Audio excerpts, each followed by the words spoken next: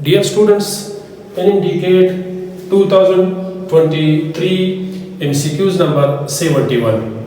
ये MCQs भी transition metal का जो इलेक्ट्रॉनिक कॉन्फ़िगरेशन है अब भी जो आपके सिलेबस में मौजूद है 2025 इंशाल्लाह इलेक्ट्रॉनिक कॉन्फ़िगरेशन का टॉपिक वो भी इंशाल्लाह इस MCQ से क्लियर हो जाएगा। ठीक है, अब MCQs इस तरह है कि which pair of ions have 5 unpaired d electrons, मतलब इलेक्ट्रॉन कितने हैं 5 है और वो भी अनपेयर।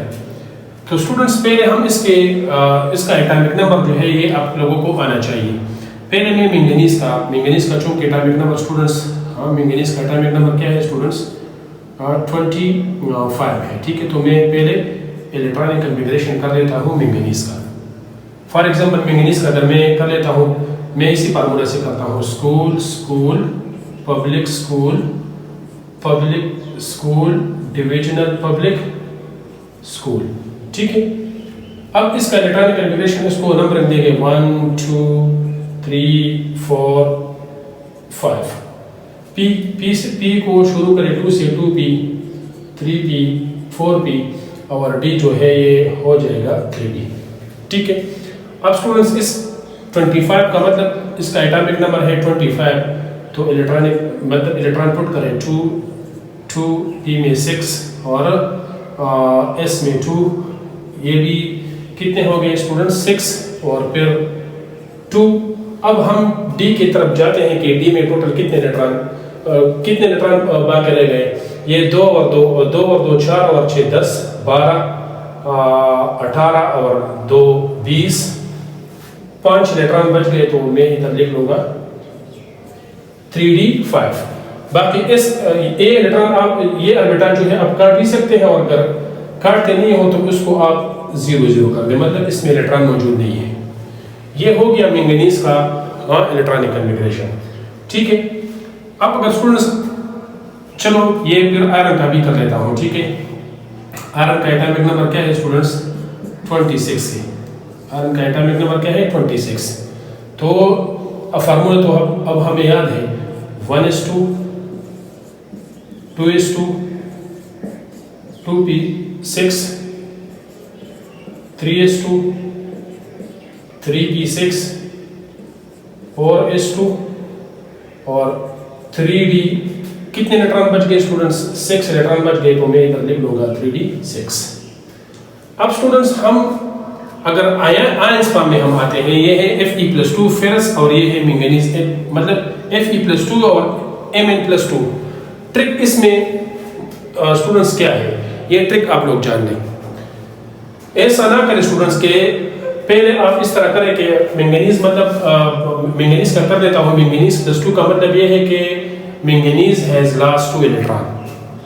ये इलेक्ट्रॉन स्टूडेंट्स नोट कर लेंगे, ये इलेक्ट्रॉन आप स्टूडेंट्स गलती ना करें, आप ऐसा ना हो कि आप ये 3d से आप इलेक्ट्रॉन रिमूव करें, मतलब ये ऐसा ना हो कि आप कर दें कि 4s2 3d3 नहीं।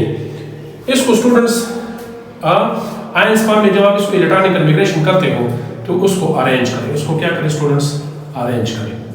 अरेंज इसी तरह करोगे कि 1s2 इसी तरह 1s2 2s2 2p6 3s2 3p6 ये डी इनर है, तो ये मैं इनर मतलब पहले लिख लूंगा 3d5 और आउटर कौन सा हो गया student 4s2।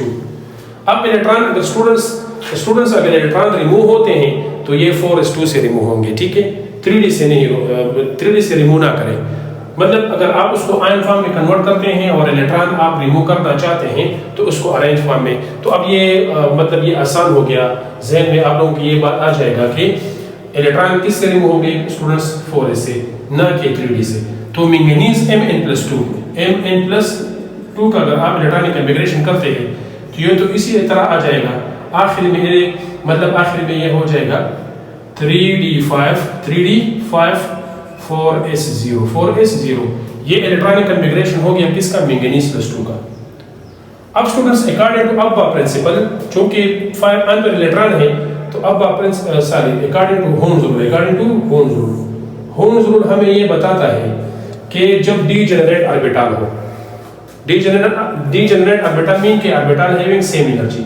Same level of energy orbital जब मौजूद हो और एक से ज़्यादा हो और इलेक्ट्रॉन भी एक से ज़्यादा हो तो ये पेयरिंग नहीं करेंगे, ये अनपेयर इसी तरह। ठीक है, इसको पहले फेल करो अनफेयर फॉर्म में। तो स्टूडेंट इसमें टोटल इलेक्ट्रॉन कितने हो गए, मतलब 5 अनपेयर डी इलेक्ट्रॉन मैंगनीज +2 में हो गए। अब स्टूडेंट्स इसकी अगर आप करना चाहते हैं इसको भी आप अरेंज फॉर्म में आप मतलब इसको भी अरेंज करें, इसको भी क्या करें स्टूडेंट्स, अरेंज करें। तो अरेंज करने से ये 1:2, 2:2, 2p6, 3:2, 3p6 डी को पहले लेते हैं। ठीक है स्टूडेंट, 3d 6 और 4s2। इधर भी स्टूडेंट्स वही कंसेप्ट है मैंगनीज की तरह के अरेंज फॉर्म में जब आप लोग इसको अरेंज फॉर्म में कन्वर्ट करेंगे तो ये बात मतलब अब क्लियर हो गया कि स्टूडेंट्स Fe+2 में पहले इलेक्ट्रॉन कौन से रिमूव होंगे, S से, ना कि 3d से। ठीक है, तो Fe+2 का स्टूडेंट्स आप इलेक्ट्रॉनिक कॉन्फ़िगरेशन मतलब अगर आप करते हैं तो ये इधर तो आप मुकम्मल तक ये लिख लेंगे 3d6 और 4s0 मतलब ये इलेक्ट्रॉन आयरन से 2 इलेक्ट्रॉन रिमूव हो गए। ठीक है, अब स्टूडेंट्स डी ऑर्बिटल ये अगर आप लिखते हैं 1 2 3 4 5 ये डी ऑर्बिटल है डिजेनरेट।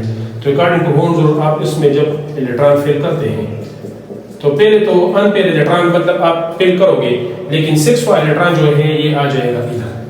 तो टोटल D6 में टोटल कितने अनपेयर इलेक्ट्रॉन है, 1 2 3 4।